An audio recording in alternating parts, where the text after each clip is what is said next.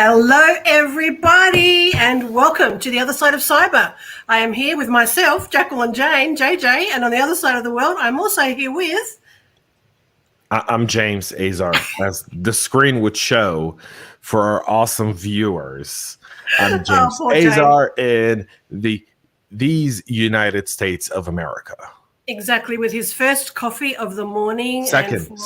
It's the second. It's my second double espresso. I have to do 3 double espressos in half-hour intervals to start my day. Jeez. We welcome all our wonderful people who have joined us this morning over in America, which is approximately 2 a.m. And that's 4 a.m. 4 a.m. But that's not too bad. No, that's it's right. not. 4 a.m. That's not too bad. And for our awesome APAC friends over here in Australia, it's 8 p.m. just after Australian Eastern Standard Time. We absolutely welcome your comments and your questions. We will engage with you throughout the show. Today's topic on the other side of cyber is all about women in cybersecurity and how we can really go about ensuring diversity and inclusion and all the awesome things in relation to bringing women into the fold of cyber. Additionally, the diversity of thought as well. So we acknowledge all the women around the world and all of the struggles that they do face. I think I'm one of the lucky ones. I haven't experienced as much as others have.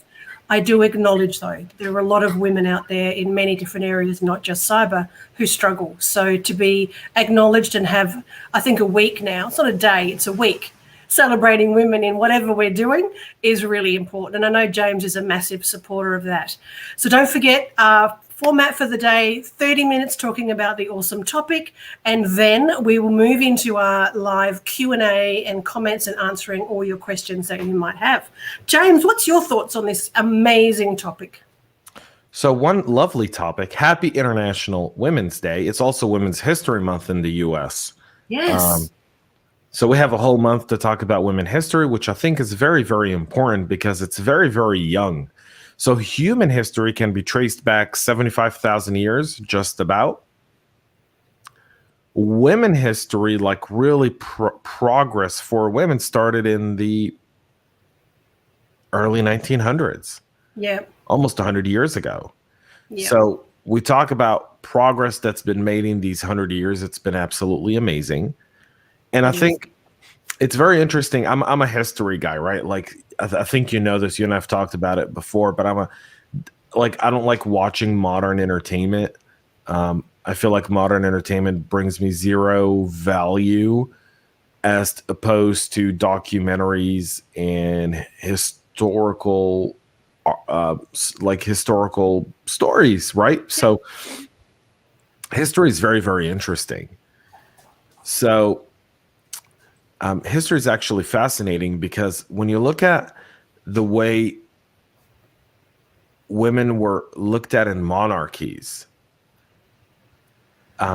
prior to the 1900s, so if we go back to like the 18th century, 17th century, the 19th century, like if we go back like from the so just a few weeks ago we celebrated Purim in Judaism, which is the story of how Queen Esther saved the people of Israel from the evil Haman, the counselor to the Persian king who wanted to kill all Jews that were in Persia, and how Queen Esther was able to win the king's favor, and then become his most trusted counselor. Ain't that something? It is something. You know, a woman saved, pre-voting rights, pre-equal opportunities. There was this awesome woman. Her name was Queen Esther. Queen Esther saved her people. Wow. Well, I suppose if we go through history and we look at amazing things that anybody has done, and as you know, James and I, we're very much about celebrating everybody. And it's not about whether it's black, white, female, male, doesn't matter. For us, it's just having a look at the other side of cyber and how it affects the human, all of us, everybody. The one thing that we do agree on is that supporting everybody and acknowledging these particular days that do pop up, whether that be History Month or whether that be International Women's Day, which spreads out for the whole week, which is awesome. It's really critical to have a chat about it and to say, okay, well, what are we doing? What are we doing individually to support women in cyber? And what are we doing to support the up and coming young people, women, the girls in high schools and in colleges and universities? How do we support them to shift into cyber?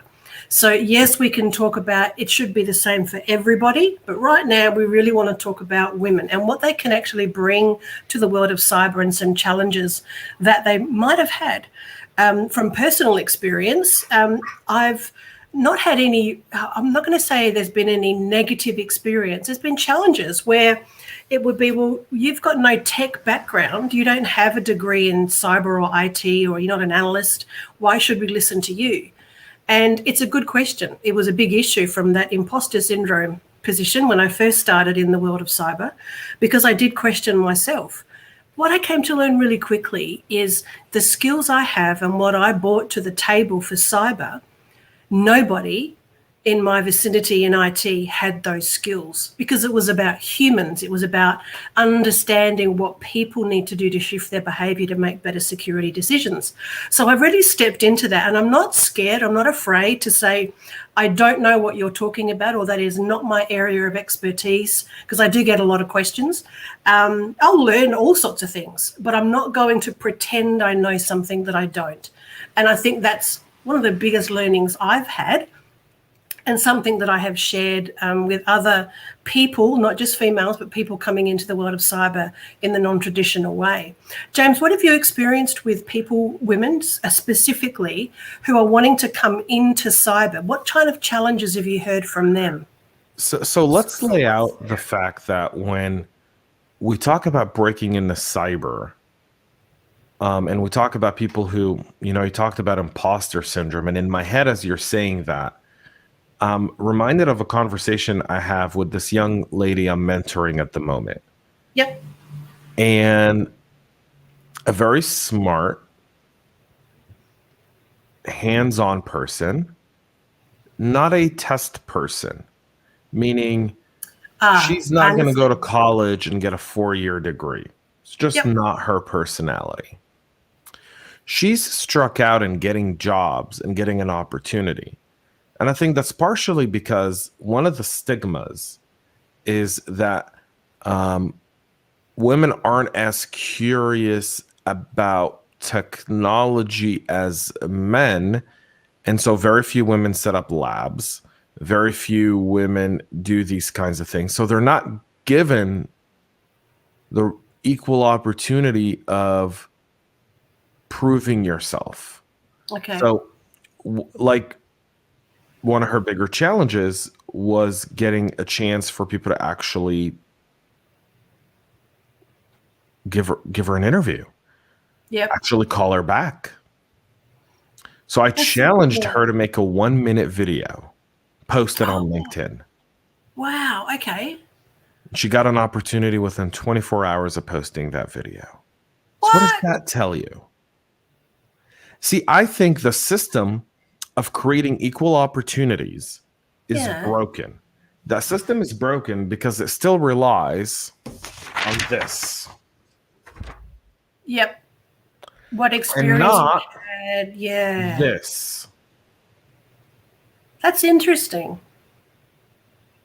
Now, Right, as you say that, I wouldn't have been given the opportunity I did if I wasn't already in the organization I was in and had positioned myself already as I understood tech and I understood how to communicate it to other people. So you're right. It's if I had walked in off the street, there's no way they would have let me do that. Well, and think how hard it is to go into an environment that's predominantly men, right? And trying to fit into that environment and be viewed as a peer I'll tell you something very interesting. I was at RSA 2 years ago. I wasn't. I was in RSA a year ago. Right. So 2 years ago, I was at RSA, Yeah. and I was at a booth speaking with a very, very smart security engineer for a cybersecurity company. Yep. And we were having a very technical, not high level, very technical, in the details types of conversation. And I probably was a little bit oblivious to this.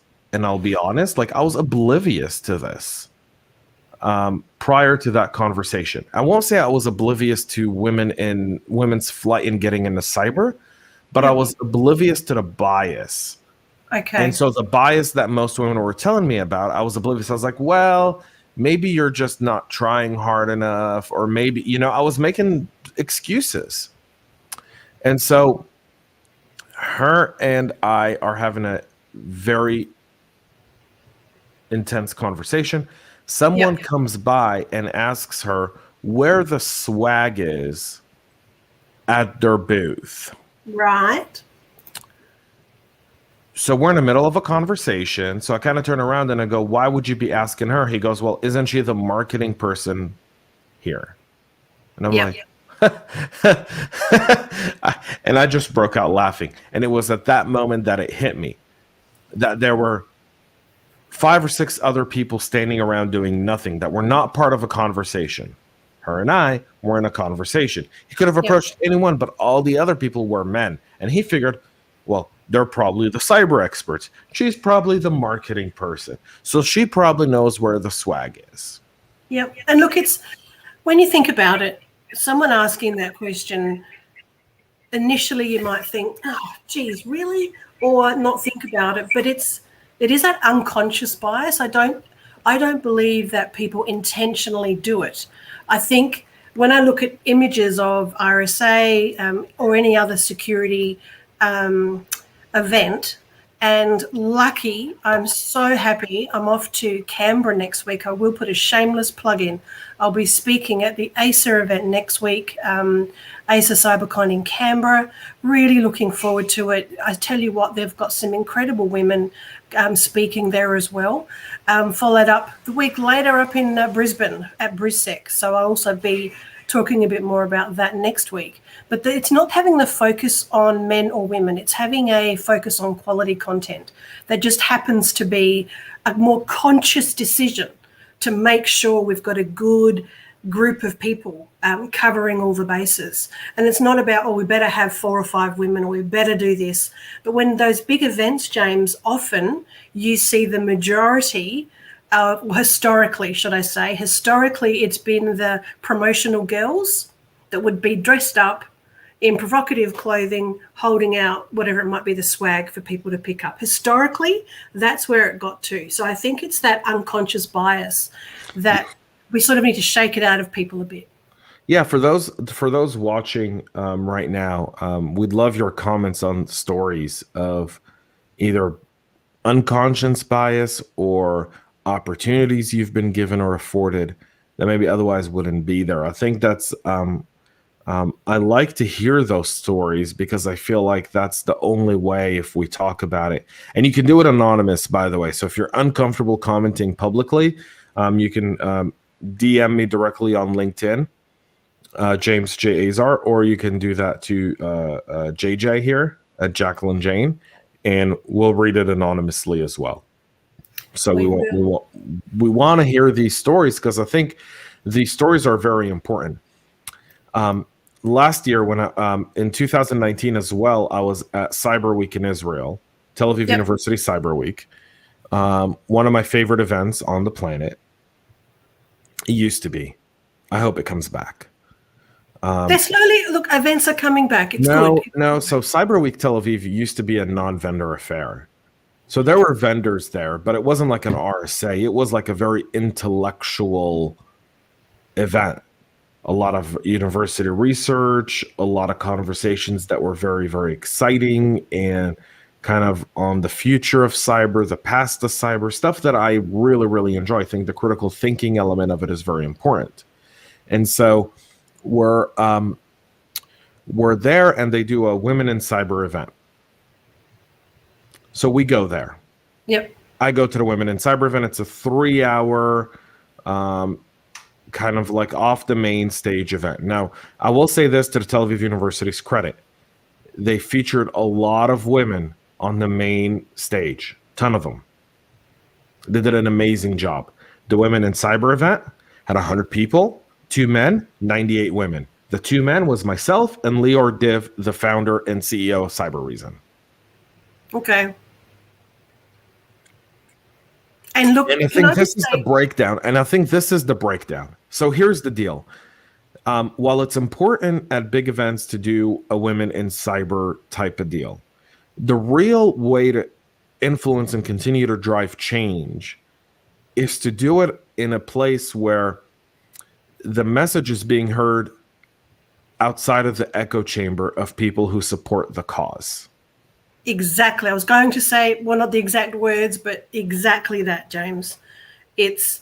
You're better off bringing it into the mainstream, bringing everybody on the same stage so that, great to have 98 women and 2 men in there, kudos to you. But you missed the point. The whole point is you shouldn't need to have a separate room for whatever group it is who are trying to get into whatever industry they're trying to get into. It's like wanting to get some nannies, so the people who look after kids. To become a male nanny is like, what? Why? What's wrong with you? Well, I like kids. That's what I want to do. So it's like going to. And then you're viewed weird for saying that as a male, FYI. I know that. I realize. But there are men who do. There are men who are nurses. And still there is a stigma behind, oh, gosh, you're a nurse? Really? Yes. So, but if you're a doctor and male or female, it doesn't matter. It's just very interesting that the word nurse has been seen as a female. Cyber is seen as male. There is that unconscious bias we have that I think if we step in and own it and say, okay, I'm aware of this and I'm going to do my very best to step away from that unconscious bias and consciously think, how can we be inclusive? So a lot of people get annoyed with diversity and inclusion because, really, do we need it? Yes, we do. We really do. The idea of diversity and inclusion is important when it's creating equal opportunities and not equal outcome.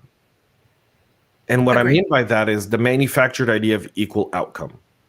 So we have to have 40% women, irregardless of qualifications. Yeah. That's bad for business, and that's also bad for women. Just because you put a quota there and you hire someone who doesn't know how to do the job or doesn't have the experience to do the job you hire him for, you're actually creating more antagonism towards the cause. Yep. Than you are per se creating opportunities. And what you're essentially telling people is, I don't care your experience. I don't care what you know. I'll hire you to do something because I've got a quota. So I'm not hiring you based on merit. I'm hiring you based on something completely different.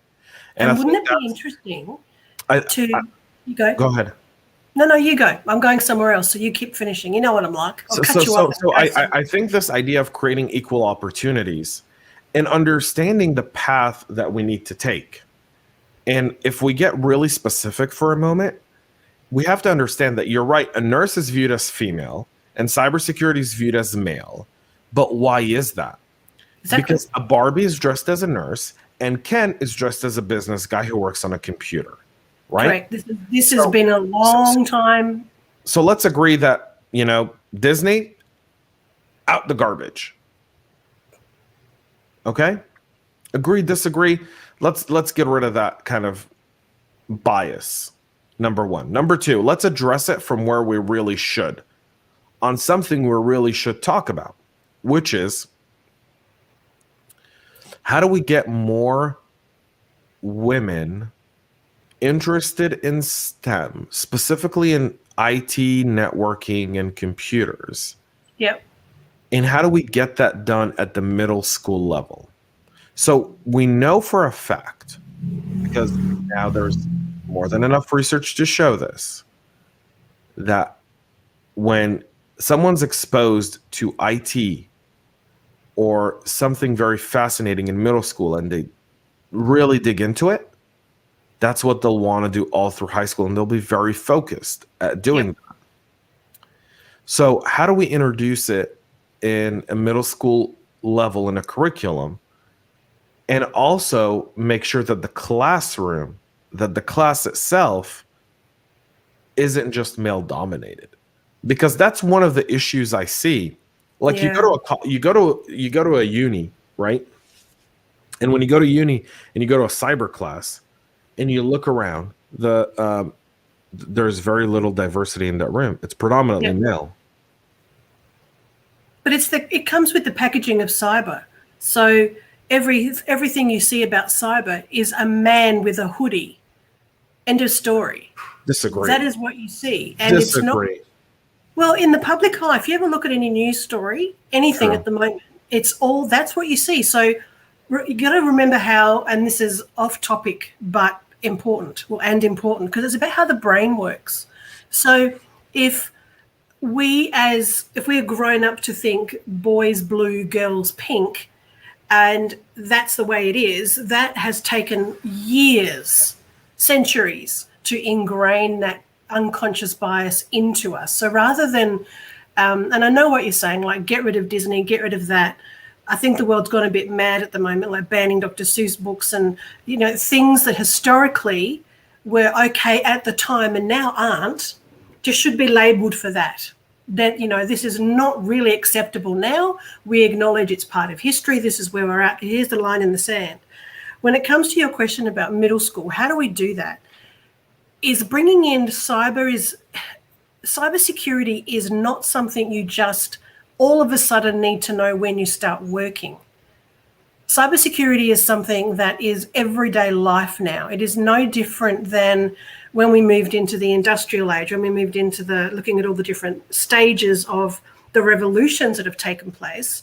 We've actually moved into a revolution that I think the majority of people just aren't prepared for. We're not geared up to deal with all this stuff because it happened so quickly. It happened without us even knowing about it. So the kids these days get an iPhone in their hands or an Android device and they know how to use it. And it's remarkable. So we need to bring it into schools really early on. And this is my opinion, as someone would say, light bottoms, we all have them. But this is my opinion. Bring it in early and stagger it with the knowledge of their exposure to that technology. But so now what you're saying is that we need to have patience. And I say it's going to take time. Right. So I say it's a 15-year project. Yep. Unfortunately, yep. If we take that in and we understand we're embarking on a 15-year project to create not only equal opportunity, but equal qualifications within the workforce when it comes to gender diversity, we have a very, very interesting conversation around it. So to me, what's very interesting about women in cybersecurity is I did last year at RSA, I partnered with SYNAC, and they did a capture the flag, and it was a capture the flag for women. There were maybe 15 women there. Now, if you do capture the flag in general, you'll probably have 100 people. Yep.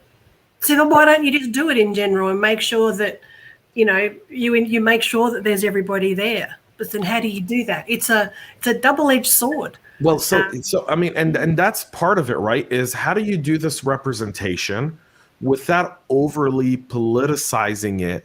Because so when we talk about how do we get more women, I'm talking about the creating equal opportunity, not equal outcome. And I think that's where the disconnect is. People want equal outcome now, and I want equal opportunity. And what I mean by opportunity is I want to go to women who are mid-career that go, I really like cyber, I want to get into cyber, and I want to give them an opportunity to get in. Yes. Right? I want to open doors. I want to find apprenticeships or internships or mentorships that would help them make that switch. It's not going to guarantee them a job, but it's going to give them an opportunity to work hard and get it. But see, I think about, I just had a thought, James, and teachers. 20 years ago, there were hardly any male teachers in comparison to female teachers. Mm-hmm.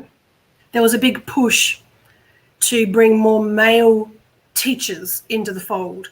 Now, there's still not 50-50 parity there at all, but we're still working hard to do that. And it is still really challenging to get the equal male and female in teaching. And that's taken, 15, 20 years. So just on that point when you said it's going to take 15 years, I think you're right. It is. Well, there's a compassion issue with teaching, right?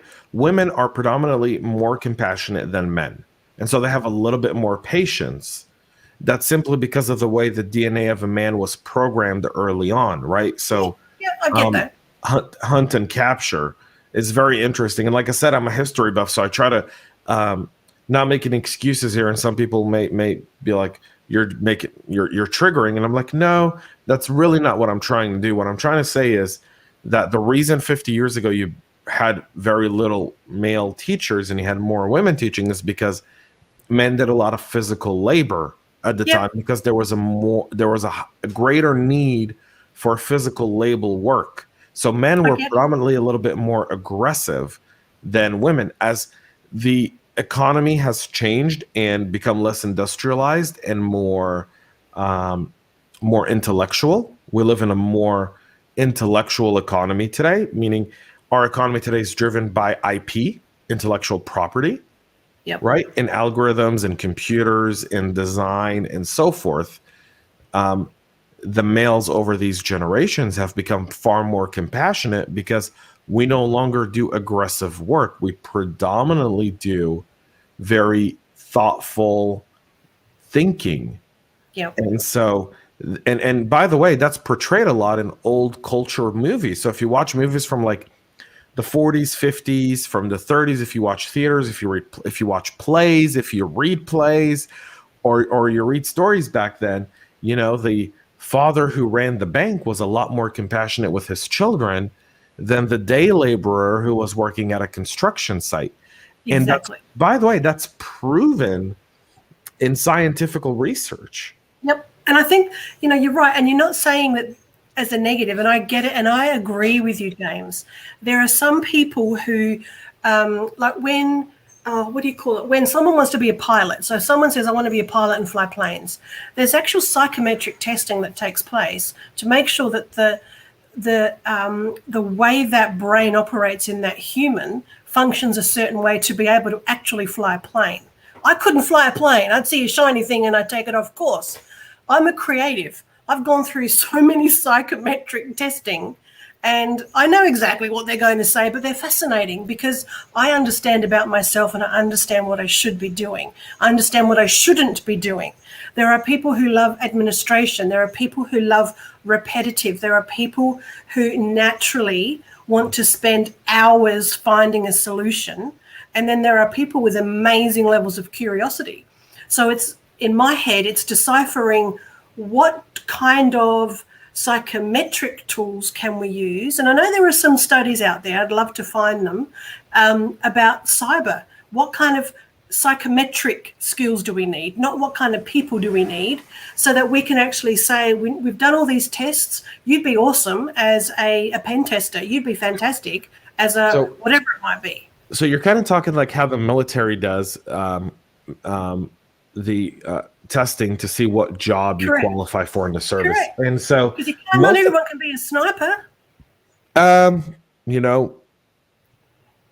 I will say this, my wife was one of the first women snipers in the IDF. Wow. I couldn't be a sniper. And so I'm scared of her, but she's also my inspiration. I try to stay close because I don't want to be far. She's probably better downrange than she's probably better downrange than she is close, right? My wife does an amazing job of that stuff, and I love her for it, right? And my wife's she spearheaded industries. When I met her 11 years ago, she was breaking barriers for women in a predominantly male environment, which was fintech. Yep. There were very little women founders of fintech. There was most women were in HR and marketing. And she's like, why aren't they in tech? Because she obviously liked it. Yeah, why aren't they leading the company? Why are they relegated to specific roles? And she spoke a lot about it, and she really did drive change. People took it very seriously. And so, and she's a serious woman. And when she would be in a male dominated room as an only woman, right, where most women would feel intimidated, she would quiet down that room and command its respect. And every word she said was listened to and heard. And so I think that's part of my drive, was to see her do that, to see her go through those challenges over that period of time. And then as I got more and more into cyber and started to see the same challenges that I saw in fintech and cyber. Yeah. You know, it's very interesting when you think of like women in cyber today, right? So you and Anna are awesome, right? I love Anna. Anna does some awesome stuff. She right? does.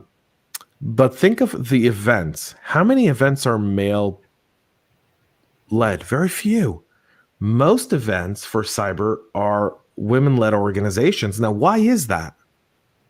That's very fascinating. Well, you mean when you say women led, as in The organizers of most cybersecurity events, at least in the US, I can give you 2 or 3 different events. Like, you know, without naming them, I think there's like 2 or 3 different events because you know, I work with all 3 and I don't want to name several and then have someone say, why didn't you name us?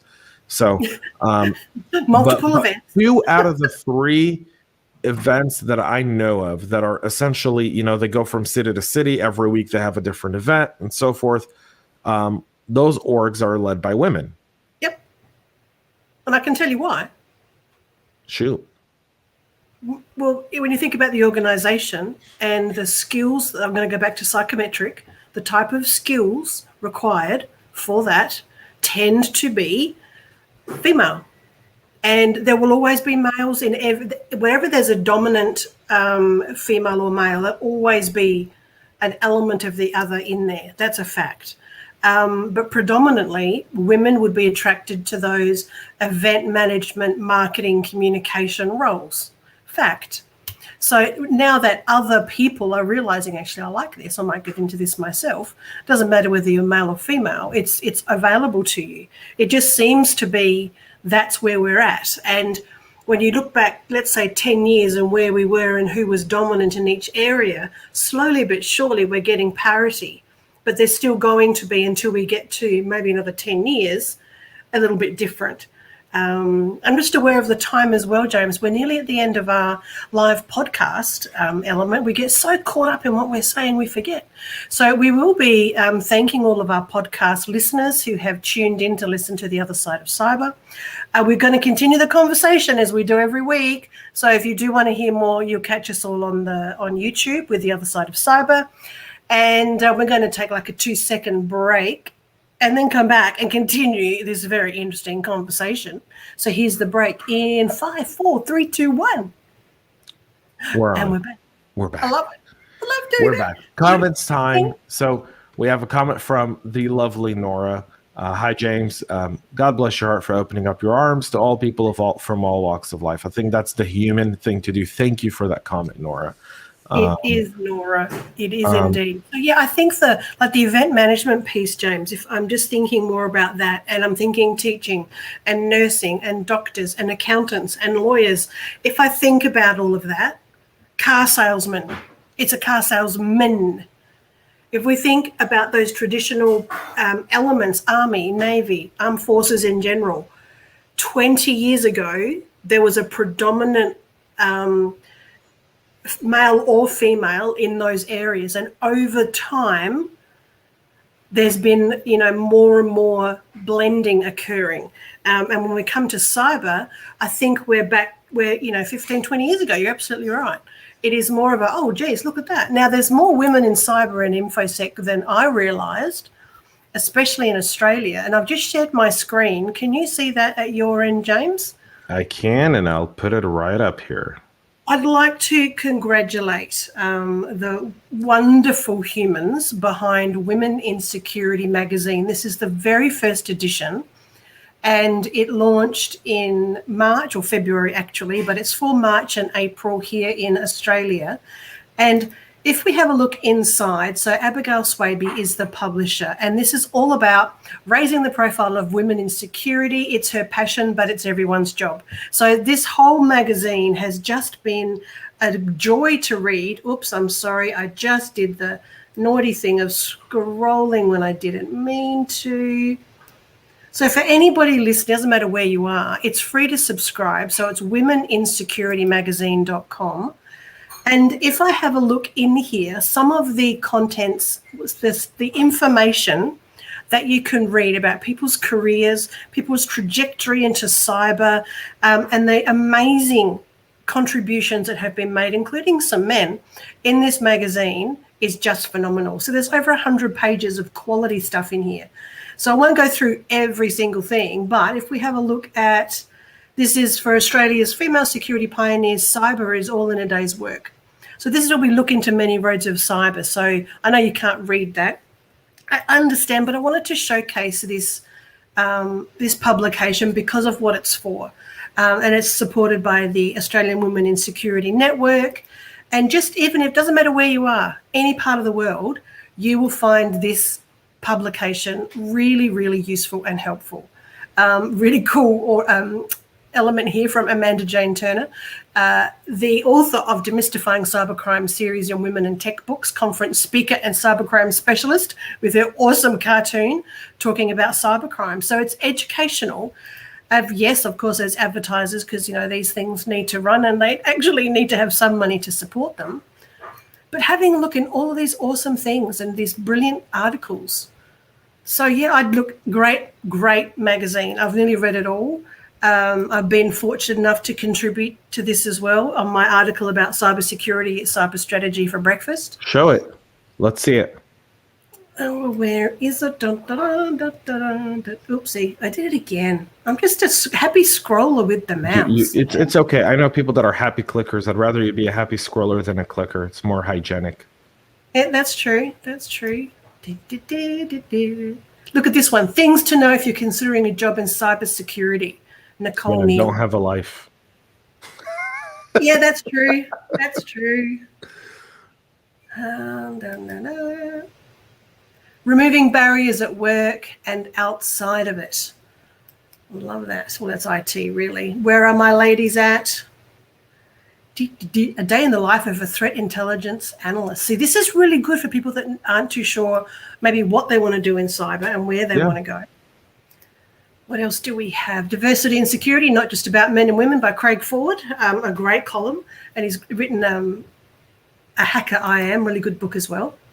What you need to know about cybersecurity careers. Again, awesome article. 3 career tips to thrive as a woman in cybersecurity. And these are from our leaders in cyber. So when you think a whole magazine has been written to support all these amazing people. Advice on joining the InfoSec industry. I think mine is coming up. Things to remember for women in tech.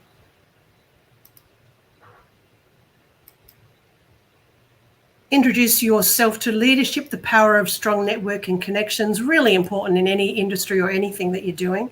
So security is not just about hacking. I like this one because it's so true, it just isn't. Why cybersecurity is a career. I think mine is popping up pretty soon. Tales from the trenches, driving a slow car fast and driving a fast car slow. That's a really good one, actually. There we are. There you Cybersecurity culture eats cybersecurity strategy for breakfast. A really interesting one. That's an awesome topic, by the way. It is actually more than most people realize when you have a look at this. The missing link of the human element, so that if you don't have a cybersecurity culture, the result when people do get random emails or find USBs can be quite catastrophic. So creating that culture is really critical.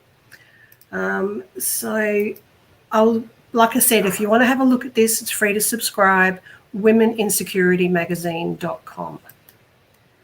And diversity, like security, should be built from the ground up. Awesome things. And there's a fantastic, I'm just going to flick to the end where there's also, I know Abigail won't mind. I mean, we're running through her whole magazine and it is just brilliant. As we get to near the end, we will find, one moment, please, tickety, tickety, tickety. Dun, dun, dun. So all the contributors, all the women that people can connect with and how to find them. And then Local Australia podcast. So we're in there, James, the other side of cyber. Awesome.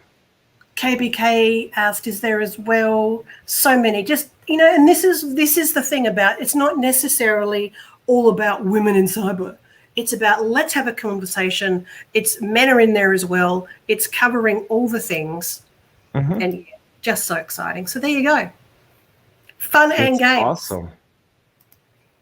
So get onto it, people. Women in Cybersecurity, womeninsecurity.magazine.com. That's awesome. I think there's a very interesting aspect of looking at a magazine like that and kind of seeing where the content is at that level, right? Which, you know, for a first issue, a lot of it is about cybersecurity careers, and very little of it is around cyber itself. Yep. And I think that's something that as the magazine matures, we'll probably see a lot more of. But what we're really looking for, and if there's anyone listening who has a very interesting trajectory into cyber, how they came to do what they're doing now, women or male, doesn't really matter, you know, share it. Contact the actual magazine editors themselves and make a difference, because that's the type of thing people need to understand and read and identify with. So yeah, that's me. I could see myself. Well, how do you but yeah, I think one of the things is, how do you break barriers? I think the most relevant article in there for a lot of people is, how do you network and create strong connections so that you're viewed as a peer within your leadership team? Well, that takes time. Like, you know, you mentioned your wife and her being able to command a room and have that respect and have people listen to her. And some people will naturally have that just by their title. And depending on the industry, especially in armed forces, depending on where you're at in that area, you will have that automatic, okay, well, you know, this is someone who is above me, so they get my certain amount of respect. In the world of corporate, she's obviously positioned herself and proven herself in that space, and women do need to do that a little bit more. What does Nora have to say here? Also, bringing and pairing people who are passionate about cybersecurity can eliminate the cost of training and development. Yep. Which can increase retention and increase belonging to where people feel as they belong. They'll feel part of and become an asset to the cyber world organization. Really true. Very true. That's spot on, yep. Nora. That's really important. Yeah, it is. And something on that point, Nora, we as you may or may not remember from last week, James and I are also doing the other side of cyber unplugged on Clubhouse on a Monday night Australian time. And I've already had some great connections with people who are starting in cyber, and it's been a really good opportunity to network, and they're asking some great questions. And James, remember the conversation we had about, you know, someone's just starting with their studies, not sure where they're going, but know they want to be in it. And there's so many different ways or pathways that they could go through. So having the ability to talk to people that are doing different roles in cyber, give those people wanting to come in, whether they be young or in their career and wanting a change, that opportunity just to ask questions. We just don't get that enough. Just ask questions. I think we need to do more Q&As. We also need to understand that because of the because there's extremely more men than women in cyber, and I'm not talking about race here, we're talking purely gender, right? Yep. Because one of the very interesting things about males in cyber is it's the dominant number of that is actually Asian men. It's actually a very interesting thing. It's part of something that was even greater. In the numbers I saw as I was researching stuff for the show, was in most tech and engineering work, when you look at the hands-on keyboard stuff, the majority is Asian men. And so that kind of takes you into that cultural challenge as well.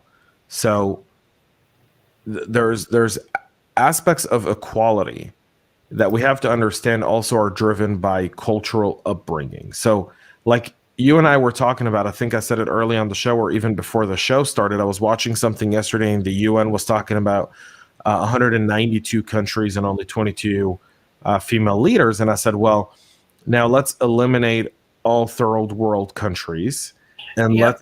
let's take in actual Western democracies. And I think in Western democracies, there are around 35 or 36 countries in total of Western democracies. So 22 of those are led by women. I think that's a really good number. Yeah. Now we have to break down barriers in cultures where women are still viewed as being unable to do the same work that men can do. Right? I mean, we have a long way to go in a lot of countries about women equality. I mean, I've traveled the world and I've been privileged to be able to meet people from all walks of life and all cultures and countries and backgrounds. And I'm not going to point out to what, but I know of a lot of countries where right now, before we talk about women in cyber, we need to talk about women being able to just actually get a job. Yep. You know what would be fascinating, James? And I just did a Google search, psychometric profiling of cybersecurity, and there's a ton of results. And I am absolutely going to rabbit hole this because I've done a lot of work in the psychometric world. I'm actually accredited in quite a few of them because it is important for my human element of what I do before I even ventured into cyber. And I'm definitely going to rabbit hole that. But if we were for a moment to say, I don't know, ask a large organization, the next 10 roles that you need for cyber, don't find out, like stay away from gender if you can. As in don't know, like hide the gender and just see what happens. Like if you get 50 applications and you cull them down to the 5 you want to do, use voice changing. I don't know, but use, so you don't know and see what happens. I wonder if the experience would still be leaning towards men, or would it be a surprise to say, wow, okay, wouldn't have done that, wouldn't have thought that. You know what would be a very fun challenge to do? As you're mentioning that, let's do a no-name CV challenge. Yeah, that's what I mean. Like no name, and then when you're doing the interview, I know it sounds ridiculous and probably will never happen, but that's an unconscious bias. When you see forget James that. Smith, So how many times do you look at a name and you automatically dismiss that person? Oh yeah, especially if you didn't like me. So what if we eliminated names and anything from CVs? We just gave candidates a serial number. Yeah, and no voice. No, but I'm saying let's do that. Let's do that as an experiment on the other side of cyber. So okay, let's so ask people to do it. So yeah, we'll open a Proton email account where people can submit their CVs. Okay. Okay. And take out any gender identifying information. Yeah, write it very gender neutral. Yep. We'll have your name on there. You and I will erase their names. We'll bring on 3 hiring managers as guests. Okay. Three people. And we'll do a CV review. For one role. Do it for one role. Yeah, for one role. Okay. And we'll do a CV review with them live. Looking at the CV, no ifs, ands. Every CV will have a number. Those candidates will be watching. And the candidates will say, yeah, we're willing to give them a chance. And we'll have them guess if this is a man or woman and kind of their age and so forth. And we'll see who nails it. But see, here's the thing. Here's the, like, my brain just went and came back. Warp speed out, warp speed back, and said, a good hiring manager will potentially see a gap of years when a female has potentially kids. So I say this. One, I say if you're applying for work, you should never have more than 10 years of experience, even if you've got 30 on your CV. Yeah. Number two, I wouldn't put a lot. I don't put years. I don't like. I tell people don't put the year you graduated from college. I just know that just in reading stuff, there's an opportunity for that unconscious bias to find its way in. Nora's nailing it on comments today. FYI. You can also, Nora says, you can also help selfish employees to become selfless employees through job pairing or job sharing between senior professionals and junior professionals by making sure that they live their skills with the company if they wish to, or they live their skills. Okay. Yeah. It's a good one, Nora.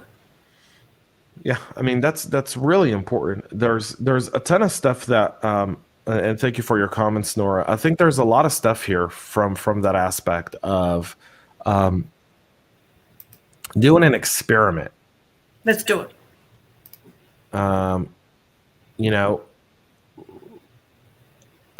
Let's do an experiment. So I don't know if we'll be able to pull it off by next week, but let's try to pull it off for the show for the week after next. Yes. And I tell you what, I'll be definitely rabbit holing this psychometric profiling for cybersecurity roles. It'd be very interesting. I'm going to bring this up too on CISO Thursdays tomorrow. Yeah. I think that's a very interesting thing. What if we took away names from CVs and we just allowed people to put in their core capabilities? Would there be a difference in how people hire? So we have to do a control group. We may have to do 5 CVs with names and qualifications and 5 without. Or just see, like, yeah, we kind of have to think this through. I want to make this so that it's actually a little bit more scientific than gimmicky. Okay. So we'll even if it takes us a while, doesn't matter. Yeah. But see, interestingly enough, I'm having a look at the psychometric modeling of cybersecurity roles. This was in 2020, and they've used the 5-factor model, which isn't a very complex model for psychometric testing. It would, my brain's just gone. So that's something I'll be looking at over the coming months after March, maybe April and May, the psychometric testing. Because I do believe there's a level of curiosity, an element of how, why, what, when. Like, there's a high questioning element in cyber. It is. Absolutely. Because you can't nothing is taken on face value. Everything has another opportunity, another element, another angle to it. I kind of want to summarize today's show by saying the following, because we're almost out of time, and I think it's a good time to start wrapping up. So I will say this. We got to create an equal playing field in the realm of opportunities. And we also have to start to realize that we need to have small wins with a long-term goal. And the long-term goal should be that over the next 15 years, we want to drive so that every cybersecurity class has a 50-50 or 60-40 balance. I think that's a fair balance. Or would we be happy if 40% were women and 60% were men? Absolutely. Would we be? It'd be ideal to be 50-50, but is that realistic? Right. There's also the different elements within cyber as well. It's to say there's the human element of cyber, there's the education and awareness, and the mainstream area of cyber. There's the specific parts of cyber for analysts and analytical elements, and then there's the pen testing, and there's so many different components rather than just calling it cybersecurity. It's like you pointed out, was it last week, James, where you mentioned, I want to be a doctor. Yeah, well, what's your specialization? Right. It's saying, okay, everybody needs to look after their health but we go to a doctor when we need something specific. So for cyber, everybody needs to look after their cyber health, their cyber hygiene, and they need understanding of how to do that, education of how to do it. But then in the education element, as we move forward to universities and then to the jobs, there's cybersecurity basics, and then there's those specializations. And I think that's where we're going to get more women and diversity of thought of the traditional cyber person. When you do that generalization, that's where you're going to get people in. Yeah, I agree. That's absolutely true. We need to do a better job of explaining the disciplines of cyber. Yeah. We need to do a better job of reaching out to, young girls and letting them know that IT isn't a male thing. And again, I think one of the things I said previously was cybersecurity. It's a post I did over on Friday on LinkedIn, and I said that cybersecurity suffers from a culture problem. The culture problem is that we're constantly being pitched and interpreted as kind of being a male geek dominated industry. Yep. So we need to beat that. We need to overcome that. Yep. Because most people are influenced by what they watch, and not a lot of people do a lot of reading. I think if people did more reading, it'd be very interesting. I actually have an idea for a scientific study I'm pitching now. Okay. Which has nothing to do with anything cyber, but it has everything to do with human development. So what if we took 50 pregnant women, and 25 for the length of their pregnancy only read books, did not watch TV, didn't use smartphones, and 25 only used smartphones and watched TV. And then we monitored those babies over the first 5 years. That'll be interesting. I'm telling you, we'll understand just how bad some of this technology is. Yep. Over time. It's invasive. Correct. And I think and part of it is also the idea that when you read books, your imagination works a lot harder. And your brain develops very differently than the instant gratification of what a device would give you. I remember, James, I know we're nearly out of time, but I remember reading the Pelican Brief before the movie came out. The John Grisham Pelican Brief, one of his first books, and couldn't put it down. And in my mind, I had those characters. And then when they cast the roles, I was really happy because it sort of fit into what I had pictured. But some friends who had also read the book were really annoyed. No, Julie Roberts can't play the part, because they had someone else in their head.